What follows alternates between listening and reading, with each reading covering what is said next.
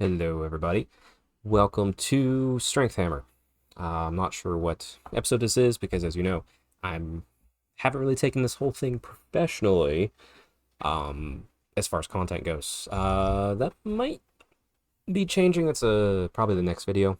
You're gonna see kind of where my mindset has been, what I want out of this channel, and maybe where I want it to go from here on out. But today, I wanted to take a few minutes to talk about the recent Warhammer Seattle Open in Tacoma, Washington. Not actually in Seattle, but that's besides the point. Um, yeah, so just solo today because I kept trying to schedule this to talk with Matt or Neil or Dave or Cole, and stuff just kept getting in the way. And I realized if I kept pushing this off, I just wouldn't get it out in time, and I just wanted to get my thoughts out there because it was a great event. It wasn't the biggest event. It was a fun event. I mean, I'm going to say well run because I was one of the three running it for the Age of Sigmar side of things. So there's that. But yeah, no. So just to dive into it here, um, recently had the U.S. Seattle Open, Tacoma, Washington, starting off the 2022 U.S. Open year. Oh, and if you're looking for the 40K side of things, Tyranids. Anyway, moving on for that. 40 or Age of Sigmar.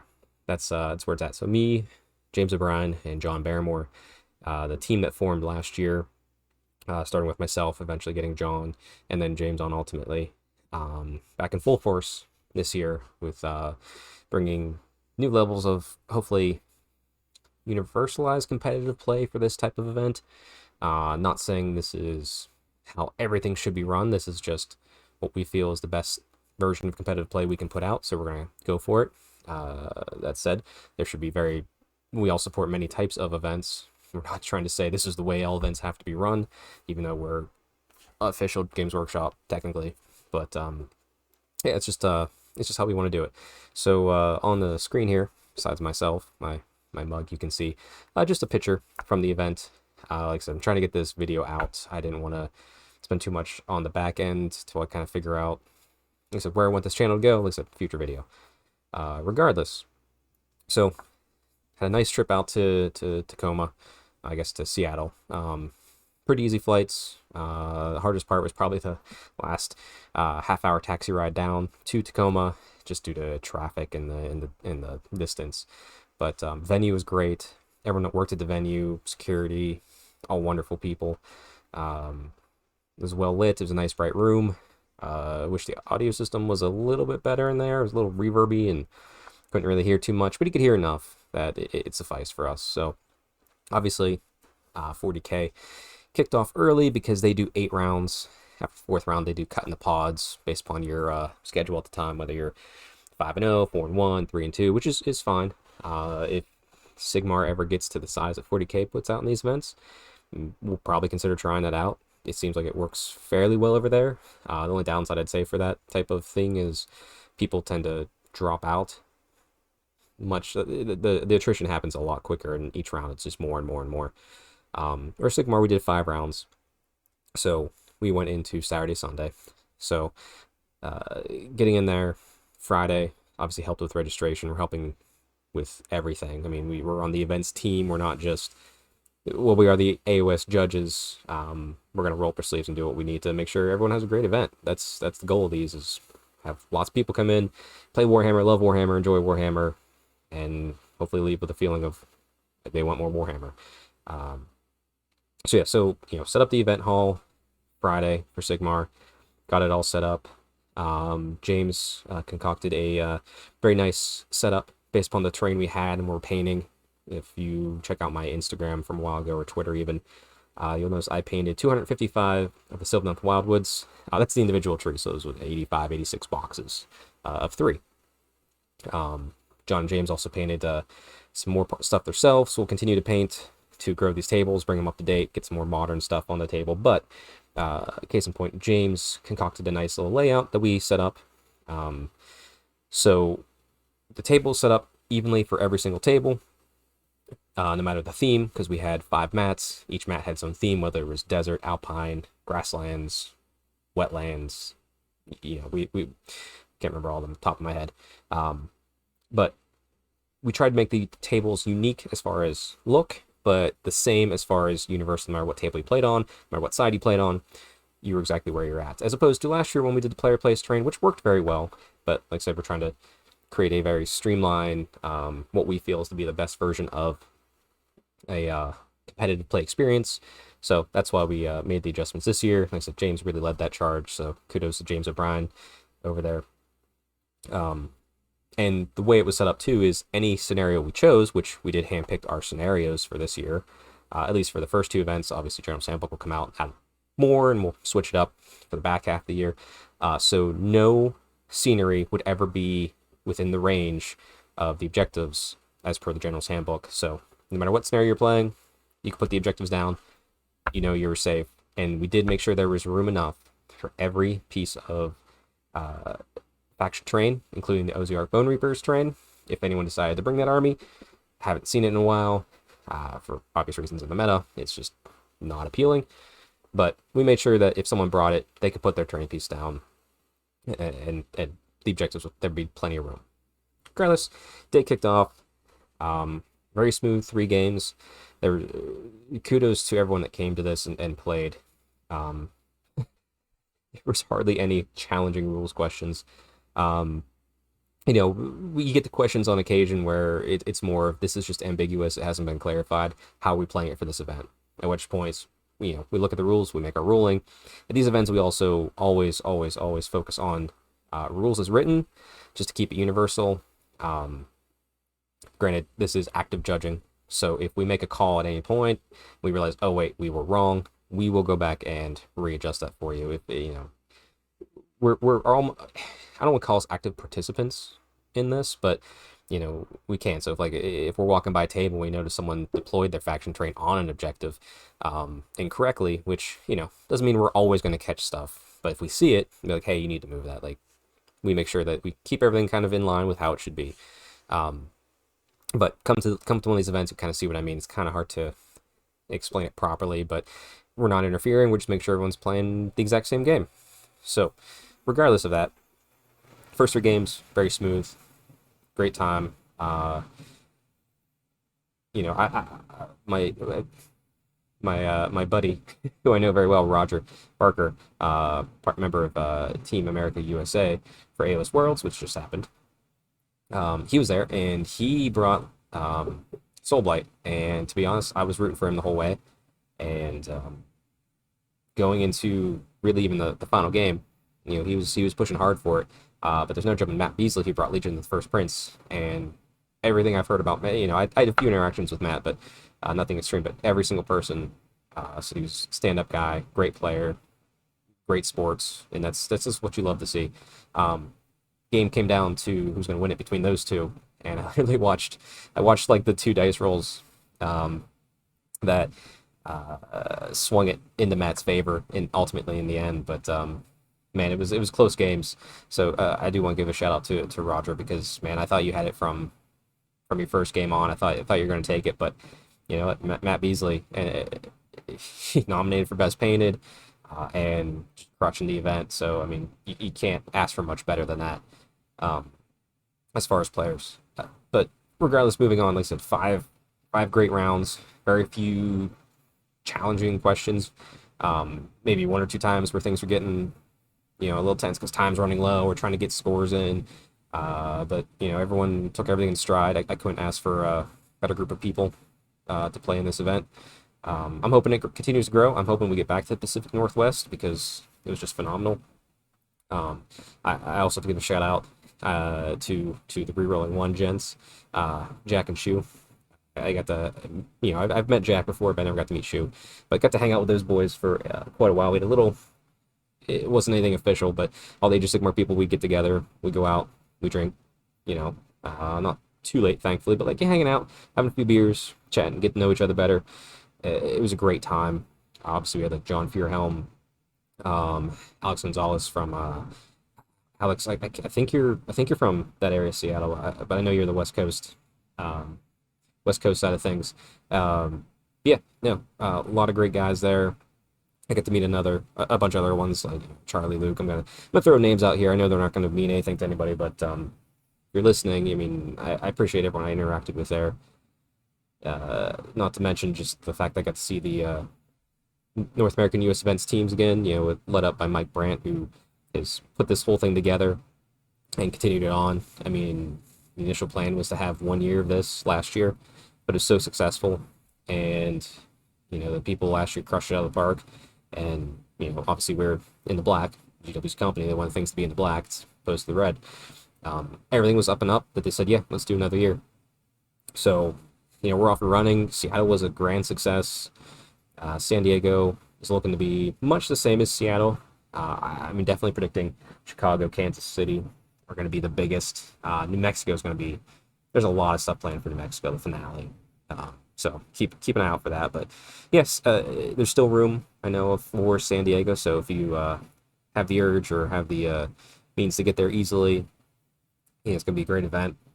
I don't know, as on the Sigmar side, maybe you hit. I'd predict high end, maybe 80 people. I mean, we always want to go for like at least 100, but first time out on the West Coast, it's a larger travel distance between the cities out there than most people realize. So, I think it'll be about the same size, which we had 66 to start, maybe 64 at Seattle, and we ended, I think, with like 2 drops, which everyone came out and played all 5 games. Yeah, just wonderful. It was a little exhausting near the end there. The U.S. events team. I mean, I'm sure people you might have heard from other channels, people who have been to it and they were appearing as guests at this event. We were a little short-staffed. We knew that pretty quickly. It didn't seem like it at first, but we've added more events, so we were stretching ourselves thin. We are rectifying that going into San Diego, so no worries there. But we hope no one had any issues. It didn't seem like anyone had issues. I think everyone just kind of realizes like, they could use a few more people, which we can, and we're getting more people. And I mean, if you're interested, just keep an eye out on the Games Workshop website for being hired full time. But if you're local to any of those areas, San Diego, Chicago, Kansas City, even New Mexico, I mean, feel free to reach out to me. You can check out my stuff down here. I can pass your information along to the correct people for like local help. You'd be part time for that event. Obviously, you'd be compensated. We're not asking people to volunteer. You will get paid for your time and service. So if you're interested in that, please feel free to reach out. But no, I'm excited. I hope we get back to the Pacific Northwest. I think the whole team, as far as the GW side, really loved it. We want to kind of keep a presence up there as we kind of like feel out how this U.S. event things is going to play out. Because obviously, different cities entirely from last year. So I don't know if we'll re-hit cities, keep finding new cities, but definitely loved what was up there. Oh man, there was it was Campfire Coffee. It was right next to the Tacoma Convention Center. I found. Oh my God, it's a little local coffee place. Man, I fell in love when I was up there. And this is a side tangent, but if you're in Tacoma, I'm sure there's elsewhere too. But Campfire Coffee, just delicious coffee, amazing breakfast sandwiches. They saved myself and the Age of Sigmar team. There's a couple of guys and gals on the GW team as well. Some heartache because I could just walk over there and I could buy a bunch of sandwiches and coffee and brought it back, so we're all fueled and ready to go to make sure you guys got to just play games and have a great time. Yeah, it came back. Obviously, it was jet lagged. It took 4 days to get used to it. Didn't help that we had a late night, the last night there, packing everything up. But like I said, that's to be expected. Whenever you're a little short-handed and you got a lot to do, and then you realize everyone's flying out early the next day because most of us are on the other side of the country. Regardless, it was a great event, great venue. Always fun hanging out with John and James throughout the entire event and learning off those guys. I'm sure you've heard me say it many times before, but me, James, and John, we're all in sync, but we all have different lanes within this game. James is like, he's the hyper competitive. John, like, he's definitely more on the narrative side, but like, he understands and reads the rules. He's great, like, making sure people have a good time, and I have my lane too, which is, I think, is like a in between them, but like we share and get better off each other. Like I'm much better at the rules now, on those little nuanced, granular rules, thanks to James being part of the group. And likewise, I'm, learning more about how to make sure people are having a good time at a table, even if it seems like they're having a good time, how to make it have a better time with John being around. So, that crossbreeding is only going to make things better and better. So, yeah, Seattle, huge success. Looking forward to San Diego and the rest of the year. A quick shout out, um, real quick. AOS Worlds just wrapped up today. As I'm filming this, this is Sunday. What day is it? The 22nd. Sorry, it's been losing track of time. But congrats to Team England taking the win this year. They also took Best Sports. A great group of guys. I know all of them, on some level.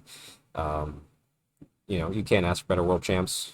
I think it's going to reach the point, though, where everyone's going to start rooting for the underdogs because England's taking it out over and over again. But, like I said, teams from England, top blokes, great players there.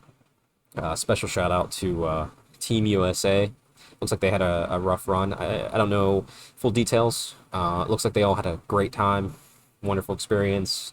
All the games seemed to go great. Matchups seemed to be okay from what I was able to see. But they had a rough time, and it's definitely the rising water will raise all tides. So the world seems to be getting better at AOS. So I expect next year, Team USA to come back with a fierce vengeance. I won't lie, watching the coverage that Rob did over on Sport Gamer / T Sports Network, wonderful. I will admit their singles. The singles was delayed by a day because equipment issues. That first day on singles seemed a little rough. It seemed like they were still trying to catch up mentally from the issues from the day before. But man, once teams started and the real event began, they were on point. It was fun. They were doing a nice balance of making sure if you're new to Warhammer, the stream, you kind of got an idea of what was going on, since this is all high level play, high level, very tuned lists. But bouncing back and forth, interviews, man, great coverage over by Rob and the team over on T Sports Network. So I'm sure he'll have that posted somewhere on YouTube. So definitely check that out when you can. Go and watch any of those games back. But yeah, Team USA, you did us proud.